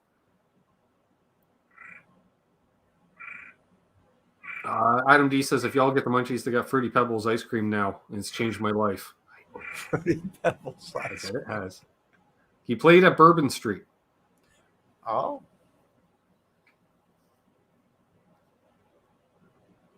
Chicago is one of those places, back in the days when this is true.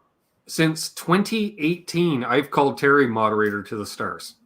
And Terry is the moderator of all the guitar channels, of all the moderators. Terry's the guy who's. You've been doing it forever and a day too. Before I started my channel, Mike. before I started my channel, I didn't know what a moderator was. I figured he worked for YouTube. I don't know. I don't know. I didn't know how this stuff Terry's works. the guy. He is the moderator to the stars. So yeah, but Tesi, yeah, way back when I was still playing in a band, I always wanted to be able to play in the Chicago scene. So two things. Rob says it was a great show. Crowd could have been bigger, but Lollapalooza was in town. Right. By the way, I think Fred Durst is wearing a wig. Prove me wrong. I think he's wearing a wig. And yes, okay, Chris, you're clearly too sober to be watching. Just saying. Most disappointing moment of Summer Jam. You know what? Do you want to know the most disappointing moment? I didn't watch a single Summer Jam video, any coverage of Summer Jam. Until it was the week of, I forgot it was even happening. I was totally underwhelmed by it. I just was. There wasn't a lot. Okay, so JJ says, of course, it's a wig. He has no hair. JJ would know. But yet nobody was mentioning it. Everyone's saying, hey, did you see Fred Durst? I'm like, yeah. And they talk about how he looks like from the Sabotage video from Beastie Boys. I'm like, yeah, because he's wearing a wig. A bad wig. Drunk, just showed up late. Perfect. There was a Summer Jam. I'm drunk and I showed up early, so. Perfect. Me too. I started, put it this way. I wasn't sober when Mayhem popped by this afternoon, and that was before Pete Thorne was live. Just so you know, this is the shot glass of 1,000 skulls. So nice.